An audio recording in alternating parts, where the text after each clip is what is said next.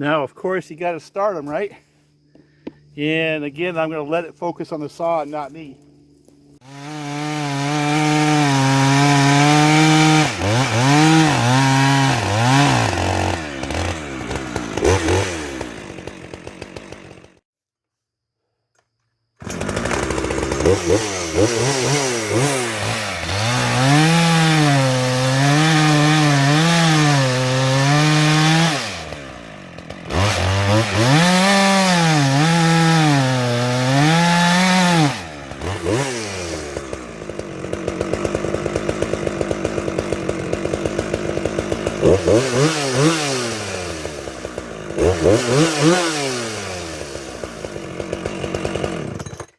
Alright, I think I've made the point with this saw.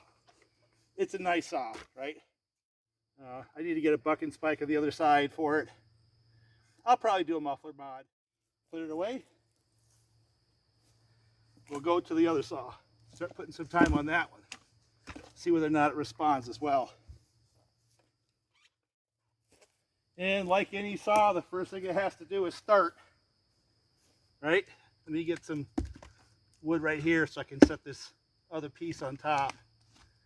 You know, not get into the dirt with his chain.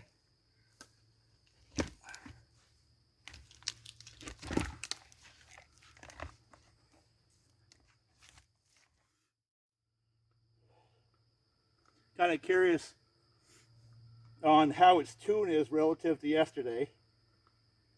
And this is a 50 on a 58 bar semi-skip chain with an 8-tooth sprocket, and I have no idea why that's supposed to be a good idea.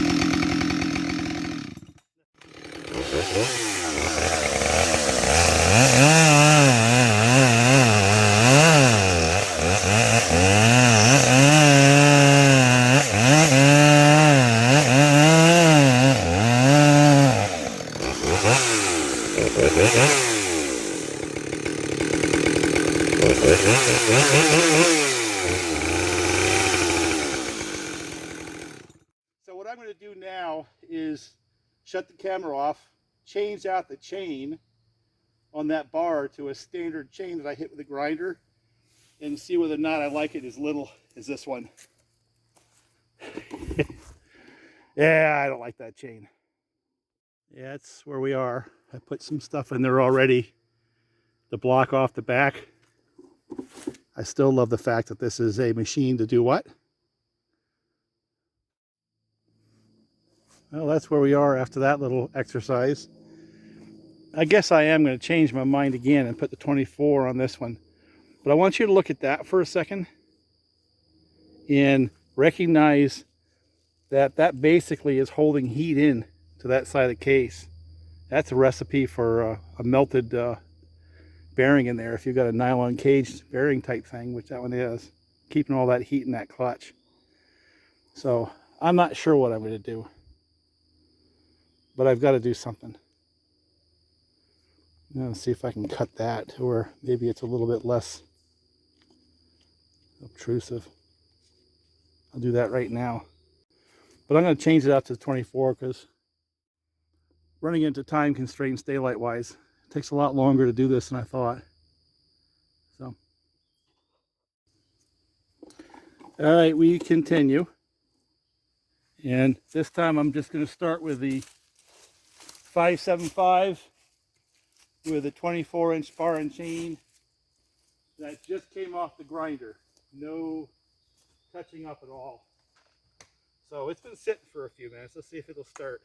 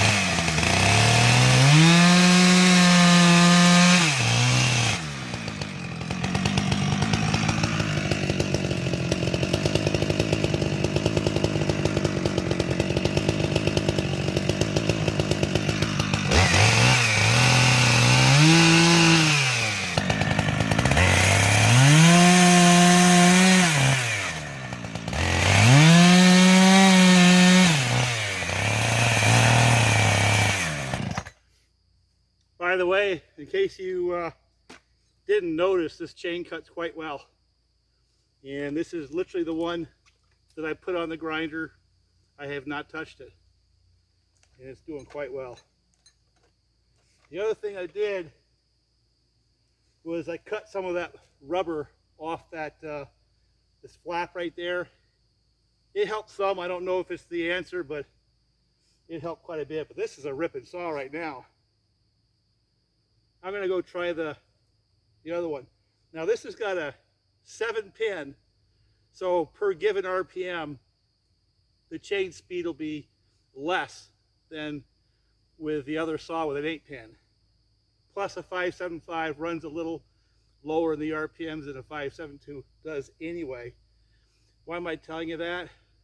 If that chain cuts anywhere near like this chain, that saw is going to be a cookie cut killer relative to this saw today with that bar and chain combo. I'm going to put this one down. Let me just do one more restart.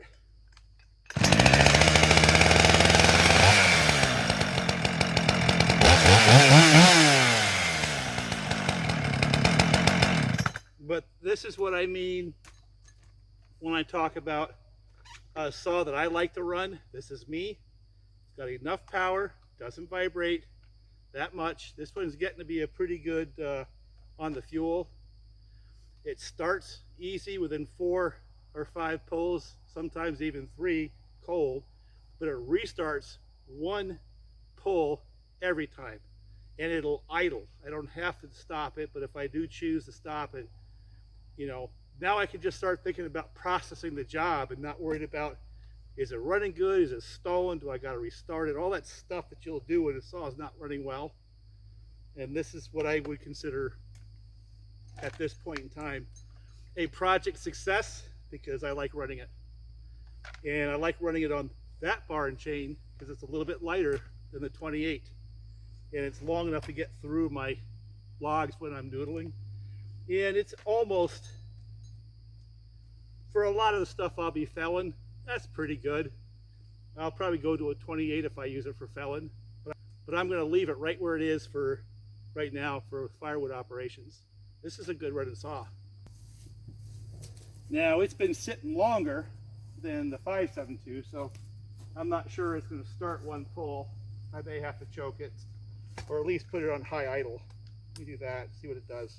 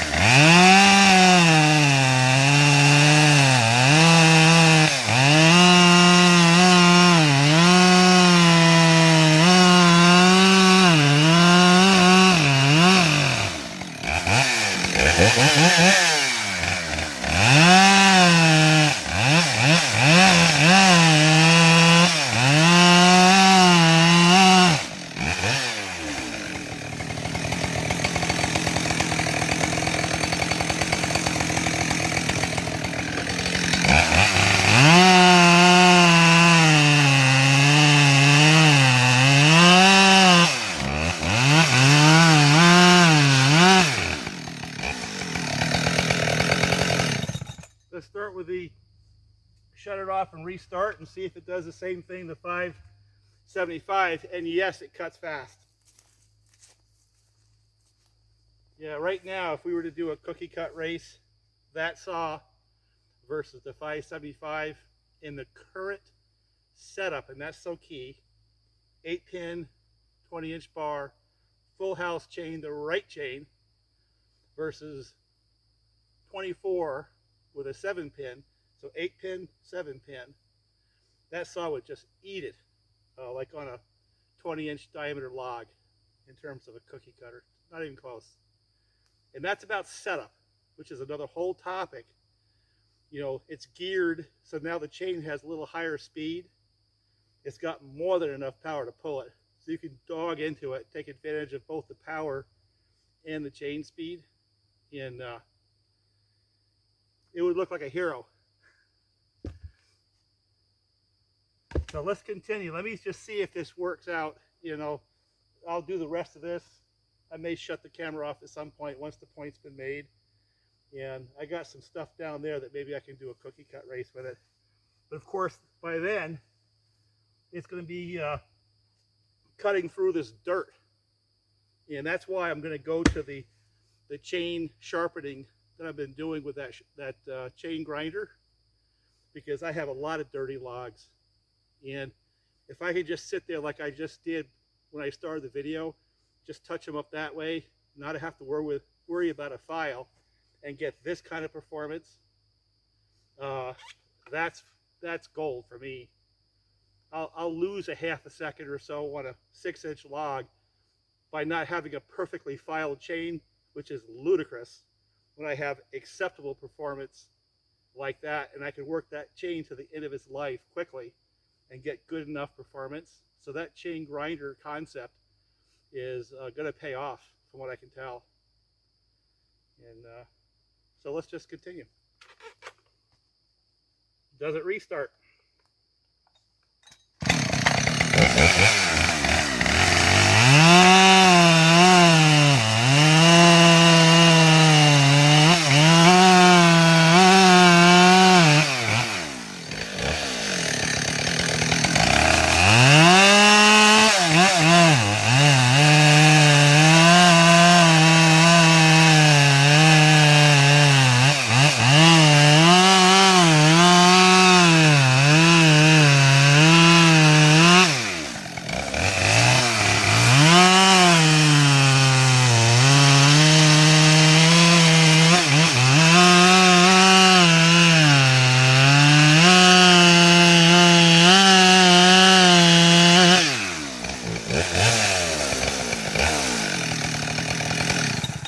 You know, I can tell you what a good modification for that 575 would be.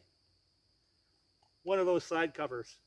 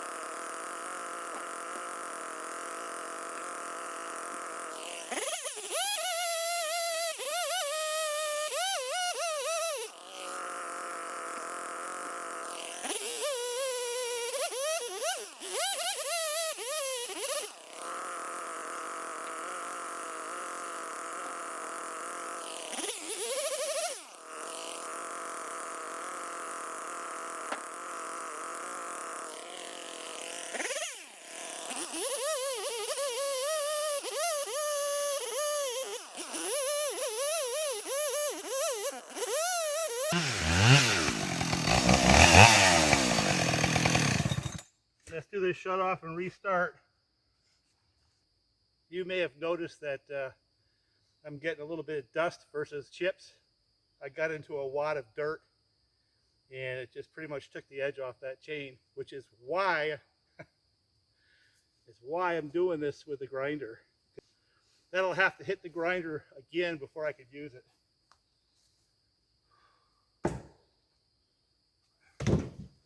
So let me just keep running the saw for a little more, and then I'll go back to the 575.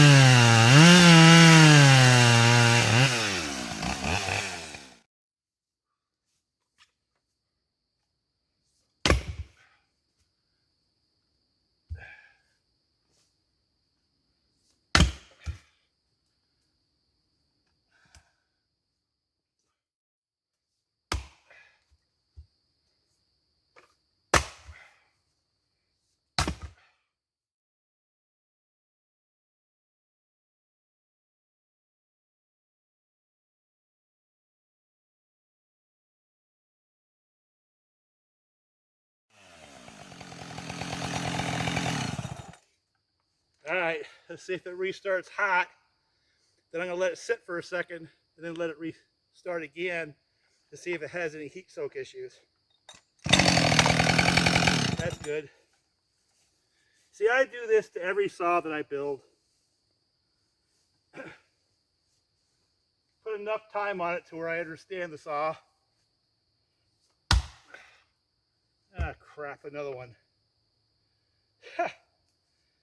Oh well. Thought I was done. Now, part of what's going to happen this year is hopefully by doing this every couple of days throughout the week, throughout the month. Obviously, I'll get the wood to heat my house. But I start working on this thing here. You know, the hobby is going to solve two issues.